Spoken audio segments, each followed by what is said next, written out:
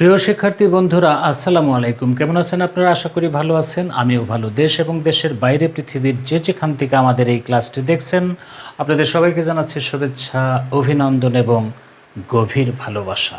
বন্ধুরা, আজ আমি নিয়ে এসেছি আপনাদের জন্য একটি চমৎকার কবিতা। রুবেল মিয়া নামে একজন বিখ্যাত কবি, তার অনেক কবিতা আমাদের এই ক্লাসে আমি দিয়েছি। তিনি লিখেছেন উরি বাটপার নামে একটি কবিতা।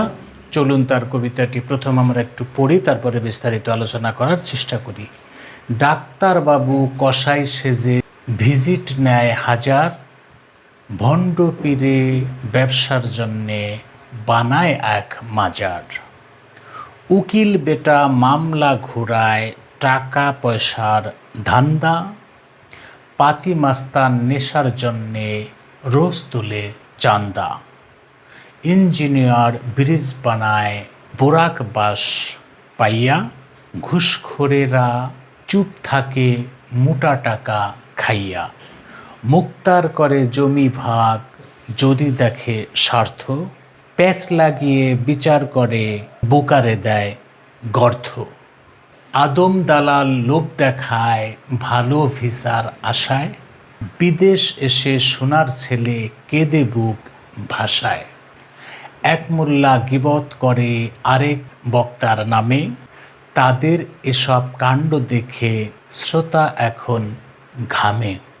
বাটপার মানুষ ভরে গেছে সোনার বাংলাদেশে, শয়তান এখন এসব দেখে মিটমিটিয়ে হাসে।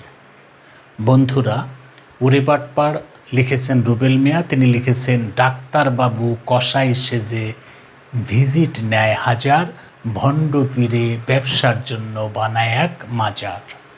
আমাদের দেশের ডাক্তাররা কসাই সেজে ভিজিট নেয় হাজার হাজার, অর্থাৎ ডাক্তার আর ডাক্তার নেই, তিনি হয়ে গেছে কসাই, বিজনেসম্যান। আর ভণ্ড পীর, পীর অনেকেই ভালো আছে এবং পীর ওলি আল্লাহগণের শ্রদ্ধাও আমরা করি, কিন্তু আমাদের দেশে ভণ্ড পীরও আছে। তারা নিজেরা একটি মাজার বানিয়ে ব্যবসা করে, এমনটিও দেখা যায়। অবশ্য হাক্কানি পীরদের প্রতি আমাদের শ্রদ্ধাবোধ আছে।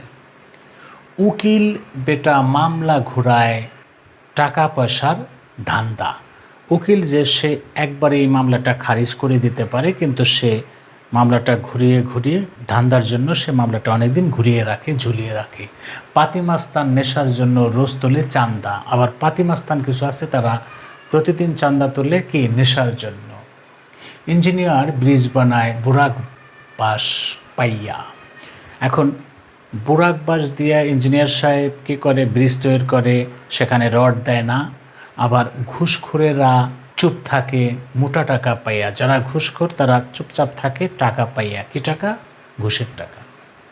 মুক্তার করে জমি ভাগ যদি দেখে স্বার্থ, প্যাচ লাগিয়ে বিচার করে বোকারে দেয় গর্থ। অর্থাৎ টাকা পয়সা পাইয়া মুক্তার জমি ভাগ করে এবং যে বেটা বোকা টাকা দেয় না তাকে দেয় গর্থ। আদম দালাল লোভ দেখায় ভালো ভিসার আশায়, বিদেশে এসে সোনার ছেলে কেঁদে বুক ভাষায়। আমাদের দেশের সোনার ছেলেরা বিদেশে যে বুক ভাষায়, আর আদম ভালো ভিসার কথা বলে সে কী করে? মানুষদেরকে ঠগিয়ে খারাপ ভিসা দিয়ে পাঠায়। এমনটি উনি লিখেছেন। কে? রুবেল মিয়া উরি বাটপার কবিতায়। এক মোল্লা গীবত করে আরেক বক্তার নামে। আমাদের দেশে বক্তারা ওয়াজ করে, আর এক বক্তা বা আর এক মোল্লা কী করে? আর এক বক্তার নামে গীবত করে। তাদের সব কাণ্ড দেখে শ্রোতা এখন ঘেমে যায়। এ করছে কি? ওনরাই যদি এরম একজনের ব্যাপারে গীবত করে, তাহলে আমরা সাধারণ মানুষ কি করব? বাটপার মানুষ ভরে গেছে সোনার এই দেশে, শয়তান এখন এসব দেখে মিটমিটিয়ে হাসে। আমাদের দেশে অনেক বাটপাড়ে ভরে গেছে এই সোনার বাংলাদেশটায়, আর শয়তান এখন চিন্তা করে হাসে যে আমি আর কেমন শয়তান, কি আর আমি করবো? আমার থেকে বেশি বাটপার শয়তান কি এরাই করে। এই ছিল কবিতার মূল বিষয়টি। চলুন আরেকবার পড়ি। ডাক্তারবাবু কসাই সেজে ভিজিট নেয় হাজার, ভণ্ড পীরে ব্যবসার জন্য বানায় এক মাজার। উকিল বেটা মামলা চালায় টাকা পয়সার ধান্দা, পাতিমাস্তান নেশার জন্যে রোজ তোলে চান্দা। ইঞ্জিনিয়ার ব্রিজ বানায় বোরাক বাস পাইয়া, ঘুষখোরেরা চুপ থাকে মোটা টাকা খাইয়া। মুক্তার করে জমি ভাগ যদি দেখে স্বার্থ, প্যাচ লাগিয়ে বিচার করে, বোকারে দেয় গর্থ। আদম দালাল লোভ দেখায় ভালো ভিসার আশায়, বিদেশ এসে সোনার ছেলে কেঁদে বুক ভাষায়। এক মোল্লা গীবত করে আরেক বক্তার নামে, তাদের এসব কাণ্ড দেখে শ্রোতা এখন ঘামে। বাটপার মানুষ ভরে গেছে সোনার বাংলাদেশে, শয়তান এখন এসব দেখে মিটমিটিয়ে হাসে। এই ছিল কবিতাটি। দেখা হবে পরবর্তী কোনো ক্লাসে।